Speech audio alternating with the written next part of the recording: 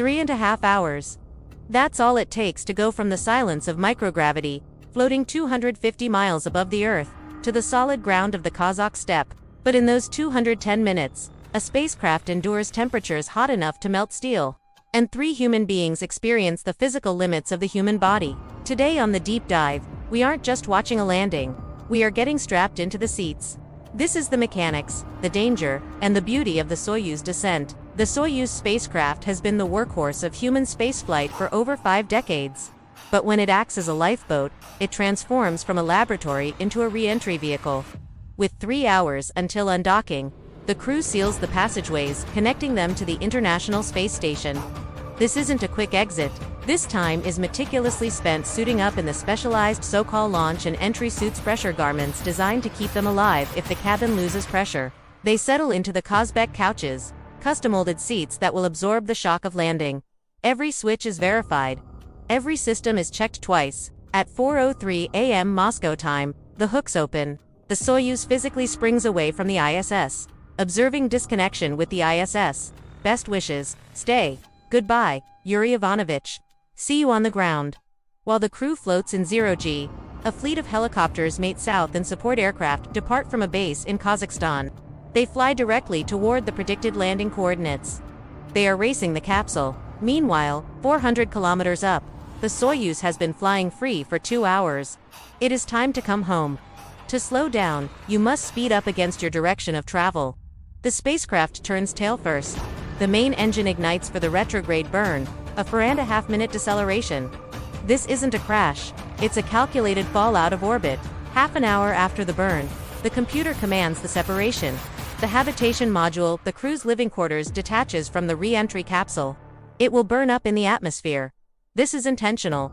It's also irreversible. Now, the crew is in the descent module. This is the most dangerous phase of landing. From the inside, it looks cramped.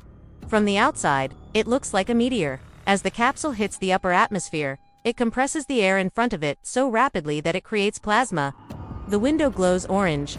The temperature outside hits 2000 degrees Celsius. Radio signals are cut off.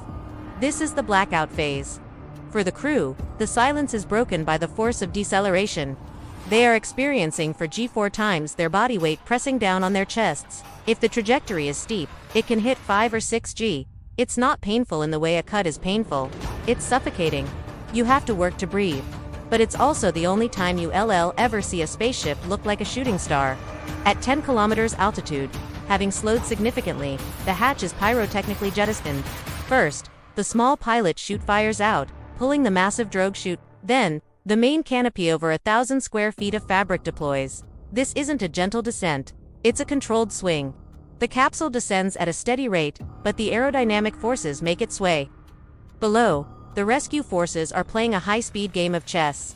You see, the landing point is only a few kilometers wide. To get there at the exact second the capsule touches down, helicopters have to perform what pilots call crab maneuvering, flying sideways, hugging the terrain. It is not uncommon to see 10 or more aircraft converging on a single spot in the barren landscape. Landing is hard, even with parachutes and solid-fuel retro-rockets that fire milliseconds before impact. The capsule hits the ground with significant force. A gust of wind can drag the heavy capsule hundreds of meters off target. Today, the wind has pushed them several kilometers off the bullseye, but within minutes, the rescue team is there. The procedure is strict. First, the suit ventilation is connected to external air.